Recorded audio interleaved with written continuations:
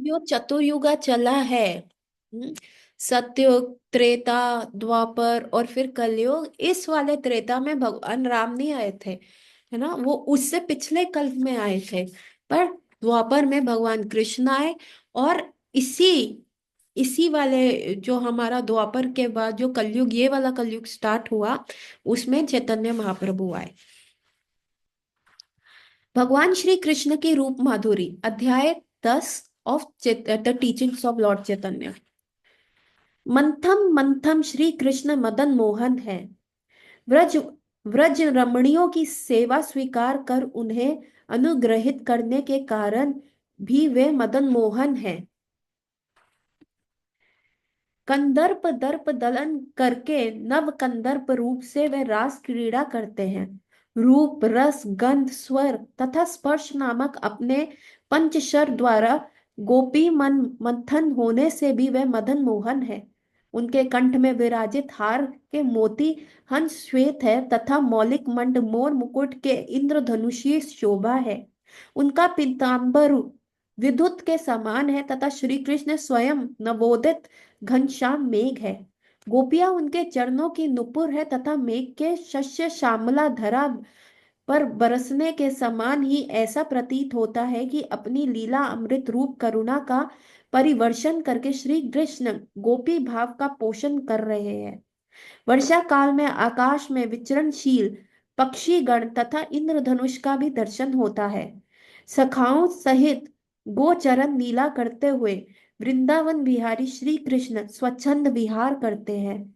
उनकी मधुर मधुर मधुरतम मधुर वेणु ध्वनि सुनकर क्या स्वयंवर, क्या जंगम, संपूर्ण प्राणियों में प्रमोदन हो जाता है। सभी में पुलक, कंप, अश्रु आदि प्रेम के सात्विक विकार प्रकट हो जाते हैं। माधुर्य की श्री कृष्ण की भगवत्ता का सार है। श्री कृष्ण संपूर्ण यश, रूप, श्री ज्ञान, वीर्य तथा वैराग्य के अधिपति हैं। फिर भी उनका परम चरम सौंदर्य तो उनके माधुर्य आकर्षण में ही है। श्री कृष्ण का माधुर्य नित्य केवल उन्हीं में रहता है। उनके अन्य वैभव ऐश्वर्य तो उनके नारायण स्वरूप में भी है। यहाँ पे भगवान, हमने ये सारा वेणु गीत में डिस्कस किया था, भगवान कैसे दिखते हैं, क्यों कमल दल अपने सर पे लगाते हैं, क्यों बंसुरी बजाते हैं, क्यों पीतांबरी धारण करते हैं। वन टाइम ना भगवान का रूप माधुर्य इतना प्रचलित था, तो कामदेव है, कामदेव ने आके कहा मैं भी जरा देखूं, कृष्ण की बड़ी चर्चा हो रही है, मैं भी जरा जाके देखता हूँ कि ये है कृष्ण है क्या चीज। हम जाके देखते हैं ये कृष्ण बड़ा भला चीज ही क्या है जो इतना इनका चर्चा में जा रहे हैं, सब सब कुछ हो रहा है। तो जब कामदेव वहां पे गए, हाँ, भगवान को देखने, भगवान से उनका रूप माधुर्य को देखने गए, तो क्या होता है, भगवान का क्या था, बैग था। भगवान का जो था ना, बैग था। वृंदावन में गए, कामदेव ने कहा मैं अपने सारे 5 बाण मारूंगा इनका, और ये क्या होंगे, मेरे अंडर आ जाएंगे। वो 5 बाण कौन से होते हैं, आईज से, नोज से, है ना, स्किन से, हेयरिंग से, ये 5 जो हमारी सेंसेस होते हैं उसी के। Sometimes we get attract, Kamdev का ही तो बाण होता है जो हमारी आईज जो होती है अपोजिट जेंडर के प्रति अट्रैक्ट हो जाती है, या पोर्नोग्राफी के प्रति अट्रैक्ट हो जाती है, नेटफ्लिक्स के प्रति अट्रैक्ट हो जाती है, या कहीं कुछ भी अच्छी चीज देखने के प्रति अट्रैक्ट हो जाती है। हमारी नाक ही है जो किसी भी चीज को सुगंध करने में अट्रैक्ट हो जाती है। अभी पीछे एक मेडिकल उसमें केस चल रहा था कि एक बच्चा इतना ज्यादा एडिक्टिव हो गया था, वो पेट्रोल का स्मेल लेने में, ये न्यूज फीड में आया था। वो पेट्रोल, वो बॉटल हमेशा ऐसे ही रखता था, जरा सा वो बॉटल हटाते थे उसको सांस आना बंद हो जाता था, फिर उसको वो बॉटल वहां रख देते थे। ये क्या है, ये कामदेव का वाणी है जो नोज के ऊपर है। देन हमारी टंग, टेस्ट, है ना, ये भी तो कामदेव का बाण है। कई लोग नॉन वेज नहीं छोड़ पा रहे, कई लोग हम में से मोमोज गोलगप्पे नहीं छोड़ पा रहे जिनके वीडियोस वायरल हो जाते हैं। है ना, पता है इनमें से मैं किसकी बात कर रही हूँ।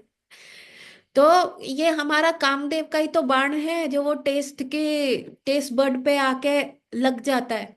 हाँ, and then we have the from listening, hearing, हाँ, लिसनिंग, जो ये लिख रहा है ना, कौन है भाई ऐसा, वही है, वही बहन है ऐसी, जो चार्ट में ऐसा लिख रहा है। सो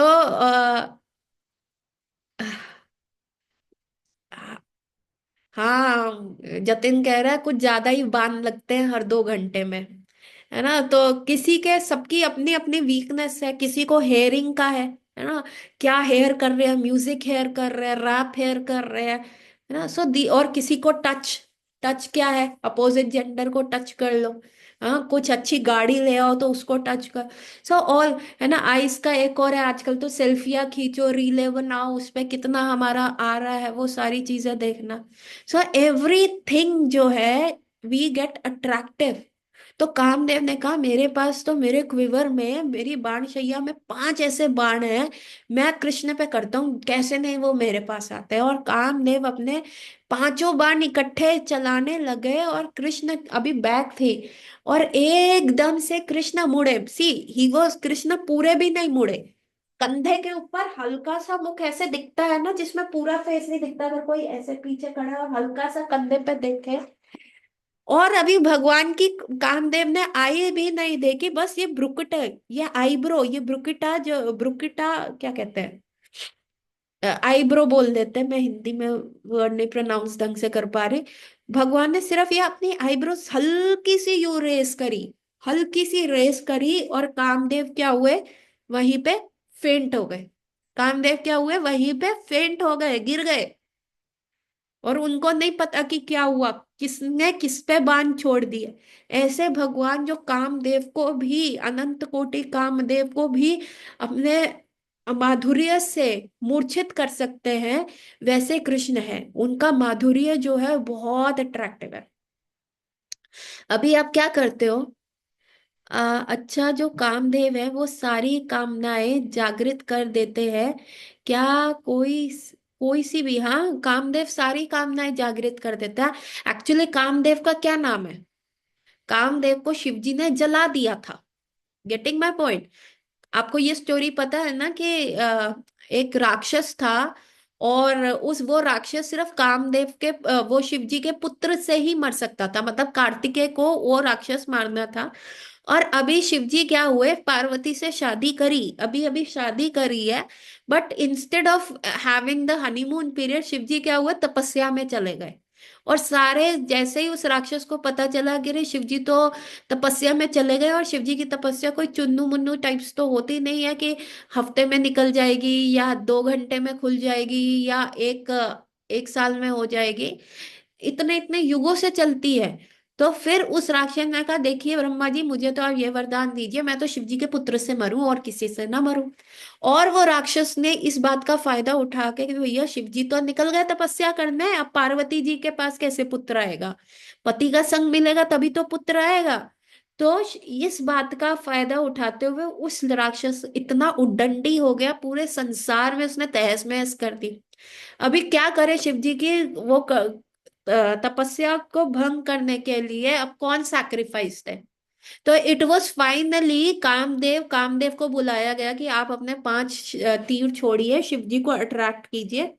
Kamadeva was very much afraid कि मैं जाऊंगा तो ऑफ कोर्स ये सारी चीजें हो जाएंगी मेरे साथ, बट स्टिल लोगों ने उनको चढ़ाया, नहीं आप ही हमारे सेवियर्स हैं, you are our Iron Man, please don't do that, you are our Captain America, just go ना, हमें बचाइए, एंड वी प्रॉमिस। उनकी वाइफ ने भी रोका, रति ने भी रोका, नहीं नहीं मत जाओ, ये बहुत है, शिव जी का तीसरा आंख खुल जाएगा, हम जल जाएंगे। तो कामदेव ने कहा, अभी किसी को तो सैक्रिफाइस करना पड़ेगा ना, लो चले, लो चलो हम, क्या वो था गाना, I can do this all day, क्या, what you can do this all day.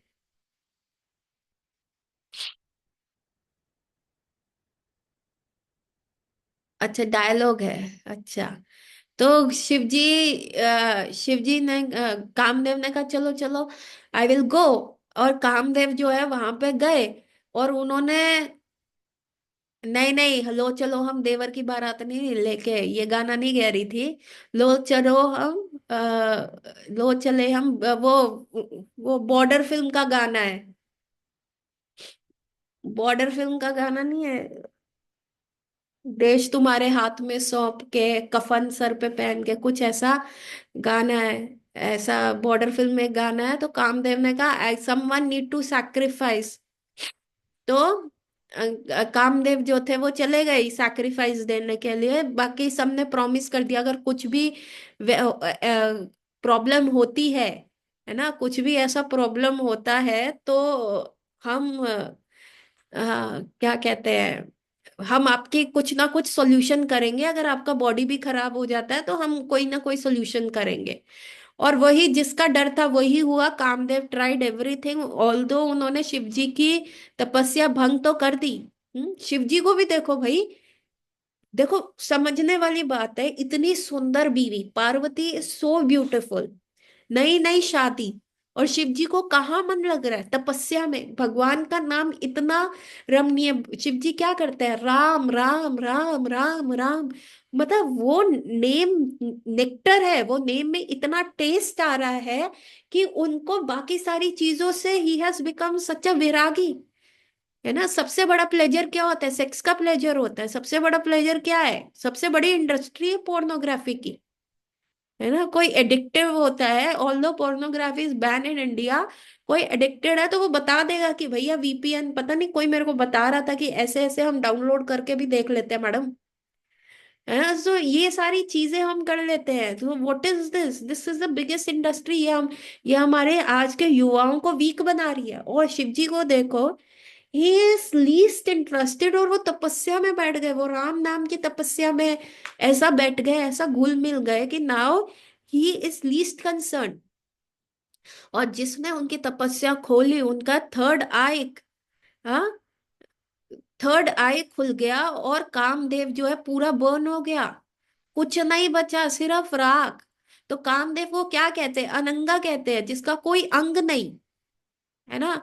सो क्या होता है, अभी जतिन लिख रहा है कि स्वर्ग के सुख के समान कंपेयर किया गया है सेक्स को एंड मैस्टरबेशन या ऐसी एक्टिविटीज को। लेकिन आपको एक बात बताऊं, हम जो माइंड में इमेजिन करते हैं ना, जब वो एक्चुअली करते हैं उसमें उतना मजा नहीं आता। You imagine you get a BMW in front of you, एक दिन, 2 दिन, 4 घंटे, उसके बाद वो कार में उतना मजा नहीं आ रहा होता जितना हमने अपने ब्रेन में उसको इमेजिन कर लिया होता। वाओ कितना मजा आएगा। है ना। शादी, शादी करते हैं, शादी में लगता है वाओ कितना अच्छा, लाइफ चेंज हो रही है, कितना मजा आएगा, husband wife, Valentine's day, anniversary, birthdays, यहाँ घूमेंगे, वो घूमेंगे, वैसे जाएंगे। लेकिन जब एक्चुअल में रियल लाइफ, कहते हैं ना, real life and real life are absolutely different. तो इसीलिए कामदेव को अनंगा कहते हैं, क्योंकि जितना वो माइंड में प्लेजर लाता है, जब उसको ऑर्गन्स इंप्लीमेंट करते हैं, अंग इंप्लीमेंट करते हैं, उसमें उतना मजा नहीं है। So it is like an illusion, वो दिमाग में क्रिएट हो जाती है, एंड द बॉडी में जब when you are implementing it, वो नहीं होती। Sometimes I will tell you again another realization of mine. After Ekadashi, I love rice. मेरा फेवरेट डिश ही खिचड़ी है। And after Ekadashi on the Dwadashi, I make sure I am cooking rice in the breakfast. मेरे को बहुत अच्छा लगता है वो ना। और मेरे को रात को ही सोच आ जाती है, अरे आज तो एकादशी है, कल चावल खाएंगे, कल सुबह ब्रेकफास्ट में कौन सा चावल बनाऊं। मैं क्या गोभी वाले चावल बनाऊं, मटर वाले चावल बनाऊं, या दही को तड़का लगा के दही चावल राइस खाऊं, या मैं पुलाव बनाऊं, या मैं ऐसा पनीर डाल के बनाऊं, क्या चावल बनाऊं, कैसे चावल बनाऊं। रात से ही मेरा ना इमेजिनेशन सारा शुरू हो जाता है। और मैं सुबह सुबह खुश होके फटाफट जाके कुक करती हूँ अपने लिए चावल, और ठाकुर जी को भोग लगाने तक मेरी जो होता है सलाइवेशन शुरू हो जाता है, वो कब लगेगा भोग, कब मिलेगा चावल। पूरी रात से आई एम वॉट एकादशी पे, हाँ, एकादशी पे ही मैं क्या होता है, चावल कॉन्शियस होनी शुरू हो जाती हूँ, मॉर्निंग तक चावल कॉन्शियस होते हुए। और जैसे ही वो मैं एकादशी का फास्ट जगन्नाथ जी के चावल खा के और फर्स्ट चम्मच उस चावल में लेती हूँ, मेरे को वो टेस्ट आता ही नहीं जो मेरे मन में दिमाग में इमेजिनेशन हो रहा था। इतना टेस्ट होता है। कई बार मैं नमक ज्यादा डाल देती हूँ, कई बार नमक कम कर देती हूँ, देन आई डोंट ऐड। मैं उसमें नमक आधा ऊपर नीचे नहीं मैं ऐड करती, क्योंकि मेरे ठाकुर जी ने जैसा खाया होता है मैं कोशिश करती हूँ मैं वैसे ही खाऊं। और वो जो मेरे को टेस्ट चाहिए होता है, जो मैं अपने दिमाग में इंजॉय कर रही होती हूँ, वो मेरे को आता नहीं। And when I am very detach कि जिस दिन मैं बहुत डिटैच होकर राइस कुक करती हूँ कि चलो आज कुछ नहीं है, घर में कुछ नहीं है, क्या बनाऊं क्या बनाऊं, अरे थोड़ा आलस आ रहा है, चलो राइस कुक कर लेती हूँ, है ना। फिर मैं चाहे जैसा सिंपल राइस भी बनाती हूँ एंड ठाकुर जी को भोग लगाती हूँ without salivating my tongue before Thakur ji उसको भोग लगाए बिना, then when I taste it वो अमृत लगता है, वो इतना टेस्टी लगता है। देन आई से ओ, आज तो मेरा मन भी नहीं था ऐसा चावल खाने का, but it is looking so nice. आज मैंने इतना कम क्यों कुक किया। जब वो नमक ऊपर नीचे का लोचा करती हूँ तो आई कुक अ लॉट कि आज मैं ज्यादा चावल खाऊंगी, दोपहर को भी ले जाऊंगी, लंच में भी बैठ के बिटवीन द पेशेंट भी खा लूंगी। उसमें वो टेस्ट नहीं आता। And I when I cook small amount और वो मैं खाती हूँ, oh today it is tasting very good, मैंने इतना कम क्यों कुक किया। So this is the plan of Ananga. जो कामदेव है, अनंगा वाई कामदेव गॉट मूर्छित कमिंग इनटू वृंदावन, क्योंकि वृंदावन में कामदेव का एंट्री है ही नहीं, बैन है। Vrindavan is a place where there is no kaam, there is no lust, it is pure love, it is pure gold, 100% 24 carat gold with not a single drop of impurities of the kaam. काम क्या होता है, you scratch my back I scratch your back, ये material world में काम है। So if someone says you I love you, actually I lust you, I want to enjoy you, है। तो और उसके बाद आइंद्रा प्रभु का भी एक इंसिडेंट था। आइंद्रा प्रभु ने जब शुरू शुरू में टेम्पल ज्वाइन किया था, शुरू शुरू में उन्होंने डिसीजन किया, तो जो उनकी गर्लफ्रेंड जिनके साथ वो लिव इन पार्टनर में रह रहे थे, वो उनके पास आए। उन्होंने कहा कि आई एम ज्वाइन, इंदिरा ने कहा you are like my wife, I will take you to the temple, let's join the temple. तो उन्होंने कहा no no I can't join the temple, वहां पे खाने पीने का इतना प्रतिबंध है, अल्कोहल नहीं ले सकते, वीड नहीं ले सकते, मेरे को नहीं जाना, अभी वी आर टू यंग, है ना। Indira Prabhu what he was in early like you must have step 1920। तो he said no no I want to join, I'm convinced, I don't want to waste my life। उस बंदी क्या हुआ, उन्होंने उनका leg पकड़ लिया। Aindra Prabhu no no, don't go don't go, है ना। हाँ ये लिखा हुआ है, don't go don't go, I want to enjoy you, I have, अभी मैंने आपको इंजॉय करना खत्म नहीं किया, अभी मेरे को और इंजॉय करना है। और आइंद्र प्रभु ने ईशोपनिषद में पढ़ा था कि माया देवी इज लाइक अ फिरोशियस लाइनेस। और जैसे आइंद्र प्रभु ने उस लेडी को देखा जो उनके पैरों में पकड़ के उनको घसीट रही थी, नहीं जाओ नहीं जाओ तुम। हाँ, और आइंद्र प्रभु को दिखा माया देवी का एकदम भयंकर रूप, फिरोशियस लाइनेस, वो एकदम भूखी शेरनी की तरह दिखी। और आइंद्र प्रभु को लगा कि मैं एक एक मांस का टुकड़ा हूं, मैं मीट हूं, मैं एक जानवर हूं जिसको ये खाना चाहती है, इसको निगलना चाहती है। सो कामदेव का यही सीन है, ये माया के है, जगत में है काम, लेकिन वृंदावन में इसका प्रवेश नहीं है। जहां वृंदावन एक्चुअल वृंदावन है वहां कामदेव प्रवेश नहीं करते, वहां सिर्फ कृष्ण सेंट्रिक होता है, आपको कृष्ण के सिवा और कुछ नहीं दिखता। Braja means where your plan changes according to your the plan of Krishna. वहां कहते हैं ना, प्रेम की गली आती सांखड़ी जाके दो ना समाए, है ना। तो सिर्फ कृष्ण ही होते हैं आपका, आप ये कह ही नहीं सकते आई लव कृष्णा, आई का कंसेप्ट ही नहीं है। And it is not like a Mayavadi concept कि आप उसमें मिल जाएंगे ब्रह्म ज्योति में, no you have your individuality, but still you are not you are Krishnamayi. So ऐसा भगवान का जो है रूप माधुर्य है कहाँ पे, वृंदावन में। And every one is getting attracted, even Kamdev भी उस चीज से अट्रैक्ट हो जाते हैं। और उनका नृत्य देख के बाकी सारे मथुरा और द्वारका में भी भगवान का वैभव है, ऐश्वर्य है, but what is in Vrindavan, it is pure gold, literally the pure gold. इस प्रकार श्री कृष्ण के रूप माधुरी का वर्णन करते हुए श्री गौर सुंदर महाप्रभु प्रेमाविष्ट हो गए तथा प्रेम से ही श्री सनातन का हाथ पकड़कर गोपियों के भाग्य को सराहने लगे। उन्होंने श्रीमद् भागवतम में निम्नलिखित श्लोक का आस्वादन किया।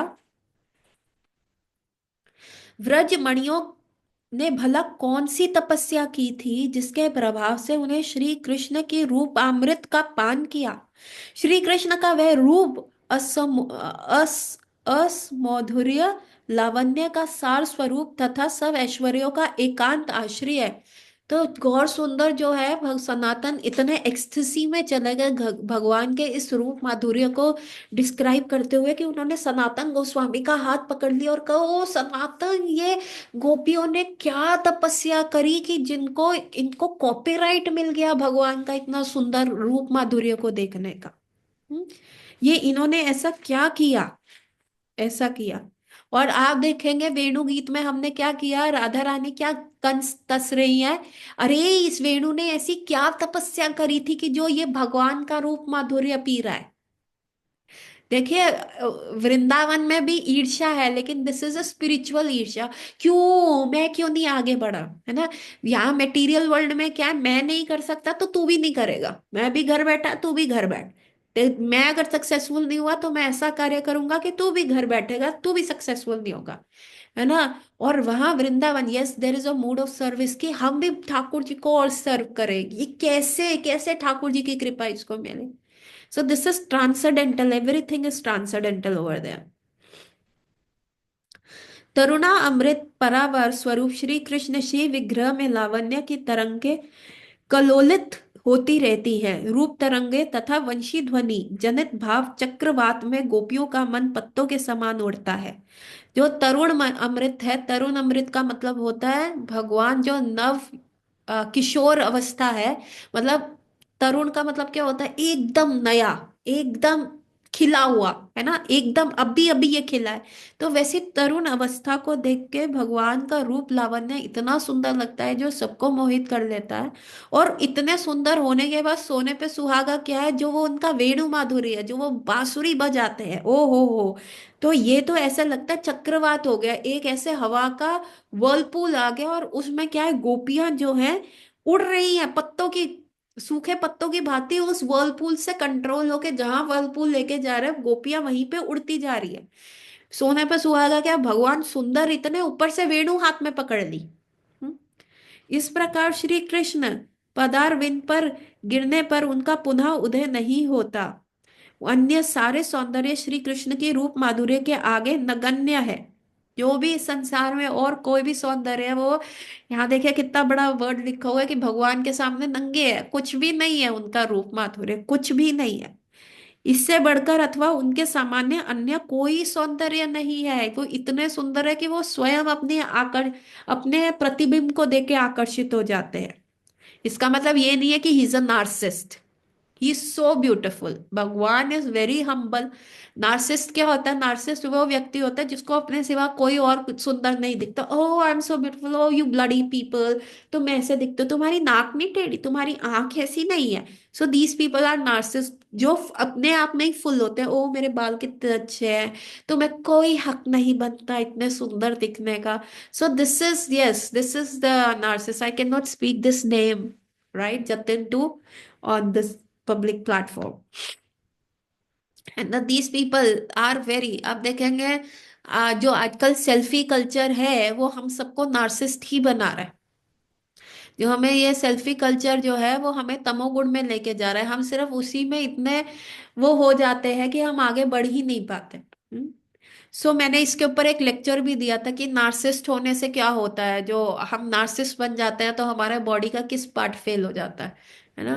नार्सिस्ट पर्सनालिटी डिसऑर्डर, एक मैंने पूरा लेक्चर इसमें दिया था। सो भगवान नार्सिस्ट नहीं है कि उनका रूप सौंदर्य इतना अच्छा है, हाँ गॉल ब्लैडर स्टोन्स हो जाते हैं। भगवान नार्सिस्ट नहीं है कि हाँ मेरा रूप सौंदर्य ऐसा। He is very shy, Krishna is the shyest person, he is the most humble person and he such a beauty उनकी अंदर है। उसके बाद भी वो शाय हो जाते हैं। और भगवान के कंपैरिजन में कोई भी कितना भी सुंदर क्यों ना व्यक्ति हो, उनके सामने नंगा एकदम। उससे बढ़कर अथवा उनके समान अन्य कोई सौंदर्य नहीं है। श्री कृष्ण, श्री नारायण आदि सब अवतारों के अवतारी हैं। हमने ये पिछले पूरे चैप्टर में पूरा अवतारों का पढ़ा, तो नारायण भी क्या है, भगवान के अवतार है। नारायण क्या है, भगवान की एक एक्सपेंशन है। तो कृष्ण क्या है, सारे जो अवतार है, जो अवतार का मतलब होता है जो उतर के आते हैं, ऊपर वाली सीढ़ी से नीचे आते हैं, उन सारे अवतारों के भी अवतारिया उनका ओरिजिन है। इसी कारण नित्य श्री नारायण संगनी रमा देवी भी श्री नारायण का परित्याग कर भगवान श्री कृष्ण की प्राप्ति के लिए तप करती है। सर्वलावण्य निधि श्री कृष्ण असोमधुर असमाधुर्य रूप माधुर्य का ही ये अत्यंत प्रभाव है। अधिक क्या, श्री कृष्ण की रूप माधुरी से सब रूपों का प्रकाश होता है। भगवान इतने सुंदर हैं कि नारायण की खुद की बीवी लक्ष्मी जी जो क्या है, नारायण को त्याग देती हैं। और आज भी वृंदावन में बेलवन में आज तक लक्ष्मी जी तपस्या कर रही हैं कि मुझे क्या है, रास लीला में जाना है। कभी आप 84 कोस की परिक्रमा करो तो उसमें एक जगह आता है बेलवन, और लक्ष्मी जी बिना कुछ खाए पिए जो है, सारे भक्त जो होते हैं लक्ष्मी जी को खाना पीना पवाते रहते हैं, क्योंकि लक्ष्मी जी वहां तपस्या कर रही हैं। और आज तक उनको क्या है, उस रास डांस में एंट्री नहीं मिली, अनंत कोटि उससे वो तपस्या कर रही है। और रीजन बीइंग उनको रास डांस में क्यों एंट्री नहीं मिली, क्योंकि वो एक फॉल्स ईगो के साथ है, ये मैं लक्ष्मी हूँ, मैं नारायण की बीवी हूँ, मेरे अंदर इतना क्वालिफिकेशन है, आई शुड, अगर मुझे एंट्री नहीं मिलेगी तो किसको मिलेगी, I am a totally qualified person to enter Raas dance. और जैसा ही ये चीज आ जाती है, फॉल्स ईगो, दास प्रवृत्ति से ऊपर रह के कुछ भी ऐसा आ जाता है, कृष्ण लीला में आप आ ही नहीं सकते। भगवान का माधुर्य और भगवान का नाम तक आप टेस्ट नहीं कर सकते। हम कहते हैं ना, after chanting for so many years we are not getting taste in the name of Krishna. Why it is happening, this is happening because हम कुछ अपराध कर रहे हैं, या हम कोई एक फॉल्स ईगो को पकड़ के बैठे हैं। वो फॉल्स ईगो एक दीवार की तरह होता है। माया का लास्ट स्नेयर क्या है, हम सारी चीजें कर देते हैं, माया का लास्ट स्नेयर होता है हमारा प्राइड, हमारा दम, हमारा ego. I am a doctor, I am this, I am that, I am in the male body, I am in the female body, है ना। तो दिस इज माया का लास्ट स्नेयर होता है। अरे मैं तो इतने साल से, आई एम अ सीनियर, मैं इतने साल से माला कर रहा हूँ, मैं इतने साल से इस्कॉन में आऊँ, मैं 2012 की आई हुई हूँ, तुम कल के आए लड़के लड़कियां मेरे सामने क्या हो। सो दिस इज द माया का लास्ट स्नेयर जो हमें जकड़ के रखता है, वो हमें आगे नहीं बढ़ने देता। इसीलिए भगवान का जो रूप माधुर्य है वो सब इतना मतलब इट कैन नॉट बी वर्णित इन द वर्ड्स। अधिक क्या है, श्री कृष्ण का रूप माधुर्य सब रूपों का प्रकाश है। Ego must be subtle next to the soul. Ego ego is normal thing, everyone has a ego, but egoistic person is bad. Ego होगा तभी तो हम एक इंडिविजुअल है ना। मैं एक इंडिविजुअल हूँ, अब मेरा नाम जो है सोनल है, मैं डॉक्टर हूँ। Okay, to the extent under the threshold जो है, इट्स ओके। अभी कोई पेशेंट आएगा, मैं हम्बल नहीं हो सकती ना। वो पेशेंट कह रहे where is the doctor, where is the, oh doctor, मैं ऐसे नहीं कर सकती ना, I will say yes I am a doctor, tell me. लेकिन अब हर जगह मैं ये झाड़ती हूँ, तुम्हें पता है तुम्हें मेरी बात सुननी पड़ेगी क्योंकि मैं डॉक्टर हूँ, तुम्हें पता है तुम्हें मेरी बात सुननी पड़ेगी क्योंकि मैं डॉक्टर हूँ। ये मैं नहीं कर सकती। So ego is every one defining factor. Ego जो है वो आपको डिफाइन करता है। लेकिन रियल ईगो क्या है, रियल ईगो है कृष्ण जीवे स्वरूप है कृष्णेरा नित्य दास। And what is the false ego, false ego आप कुछ भी बना लो, the owner of the house, the owner of India, कुछ भी बना लो भैया, डॉक्टर बना लो, सब पद्म विभूषण डॉक्टर, आप उस चीज को चिपकाए रखो, है ना। ये जो इम्पोर्टेंट है, ego is the last snare जिस पे माया खेलती है। व्रज गोपियों का भाव मानो दर्पण है जिसके आगे श्री कृष्ण का माधुर्य क्षण प्रतिक्षण नित्य नव नव यवन रूप में प्रकाशित हुआ करता है। प्रतिक्षण नव नव बढ़ते हुए श्री कृष्ण तथा गोपियों का असमाधुर्य माधुर्यता में निरंतर अलौकिक स्पर्धा लगी रहती है। कर्तव्य, कर्म, त्याग, तप, योग, ज्ञान, ध्यान आदि से श्री कृष्ण के माधुर्य का आस्वादन संभव नहीं है। वह तो केवल श्री कृष्ण की प्रेमा भक्ति के लिए ही सुलभ है, अन्य के लिए नहीं। श्री कृष्ण का ये माधुर्य उनके संपूर्ण ऐश्वर्य का सार सर्वस्व है। इसका आस्वादन केवल गोलोक वृंदावन में होता है, अन्यत्र नहीं। नारायण स्वरूप में कारुण्य, यश, श्री आदि ऐश्वर्य श्री कृष्ण के कारण ही है, परंतु श्री नारायण में श्री कृष्ण के तुल्य सुशीलता तथा वदान्यता का अभाव है। उनकी प्रतिष्ठा केवल श्री कृष्ण में है। नारायण में भी क्या है? नारायण में सब कुछ है। नारायण में कारुण्य है, करुणा है, मतलब he has this kindness, he has the Yash, he has the fame, he has Shri, he has all the money और आदि। ये सारे ऐश्वर्य नारायण में किसकी वजह से? श्री कृष्ण की वजह से है। But why is Shri Krishna still different from Narayan? Because he so sushil. सुशील कहते हैं ना, गोपी, हाँ, सुशील का मतलब होता है ठंडक प्रोवाइड करने वाले, है ना। जब धूप होती है, बहुत कड़ाके की धूप होती है, और आप एक छांव के पेड़ के नीचे आ जाते हैं, पेड़ की छांव में आते हैं, तो आपको टेम्परेचर ड्रॉप होता हुआ दिखता है, आप कहते हो वाह, थोड़ा ठंडक पड़ा है। बाहर से एकदम आते हैं आप, घर आके लस्सी का गिलास पीते हो, कहते हैं आह, ठंडक पड़ा। कहते हैं ना, निताई पद कमला कोटि चंद्र सुशीतला। जो नित्यानंद प्रभु के चरण है वो कैसे हैं? वो हजार, सौ, सौ तरीके, सौ चांदों से भी ज्यादा, सौ चांद की किरण भी पड़ती है उससे भी ज्यादा ठंडक देने वाले हैं। अभी क्यों हम जल रहे हैं? हमारी बॉडी क्यों जल रही है? हम इस संसार में तीन तापों की वजह से जल रहे हैं, आदि भौतिक, आध्यात्मिक और क्या, आदि भौतिक, आध्यात्मिक और आदि देविक, ये तीन तापों की वजह से जल रहे हैं। तो भगवान कृष्ण ही है ना, जो बिल्कुल सुशील कर देते हैं, एकदम ठंडक प्रोवाइड कर देते हैं। और क्या है? महावदनाए, कोई हमें, क्यों ही हमें, पूरा लिखो, मेरे को नहीं समझ में आया। सो भगवान क्या है? हमें इन सारे तीनों तापों से मुक्त कर देते हैं। इन तीनों तापों से हमें भगवान कर सकता है। He is mahavadanya, he is what, he is so merciful. Merciful Gaurang Prabhu कैसे आए थे? कैसे देखा? पात्र पात्र ना देखी, कोई क्वालिफिकेशन नहीं दिया, सबको कृष्ण प्रेम देते हुए चले। तो this is called vadanya nature, merciful. Narayan क्या? करुणामय, kind. Okay, I can be kind. But mahavadanya, कोई मांग भी नहीं रहा, उसको भी जाके दे देना। काइंडनेस क्या होती है? Someone is coming to me and asking, please आप मेरी हेल्प कर दो, okay I will give my, give little money, that is kindness. और कोई व्यक्ति मांग भी नहीं रहा पर दुखी है, उसको जाके इतना छप्पड़ फाड़ के देखो, that is mahavadanya, he so vadanya, he so merciful without even asking. So that is Krishna. And Krishna का जो रूप माधुर्य है वो किस में दिखता है? वो गोपियों के जो दर्पण है, गोपियां क्या है? वो दर्पण है। कहते हैं ना, beauty lies in the eyes of the beholder. कोई ब्यूटीफुल है वो कौन बताएगा? जो उसको देख रहा है, और ये मेरे कृष्ण कितने सुंदर है, उनका ब्यूटी कैसे है? मेरी आईज के थ्रू है। तो वो जो गोपियां क्या है? वो दर्पण है। और वो दर्पण कृष्ण, गोपियां कहते हैं ओ वाओ, ही सो ब्यूटीफुल, ही सो हैंडसम, ऐसे गोपियां कर रही है। और गोपियां ये देख के उनको और प्रेम करती है कि हम इनको और सर्व करें। और देखिए, एक एक्सपेरिमेंट हुआ था कुछ टाइम पहले, दो यू नो कई लोग थे, उनके वहां पे जंगल बढ़ गया था इतना, अब उनको वहां पे पेड़ काटने थे। पर वो कैसे काटे? वुड्स जो थी वो बहुत पुराने थे, इतने स्ट्रॉन्ग स्ट्रॉन्ग स्टेम हो गई थी। तो वो लोगों ने जाके क्या किया, उन पेड़ों के पास जाके गालियां देनी शुरू कर दी, बहुत गंदी गंदी गालियां। उनको बुरा भला कहने लगे, तू ऐसा, तू ये, तेरी वजह से ये, मतलब बहुत गंद पेड़। अभी पेड़ क्या हमारी भाषा जानता है? उसका क्या कॉन्शियसनेस हमारी तरह डेवलप है क्या?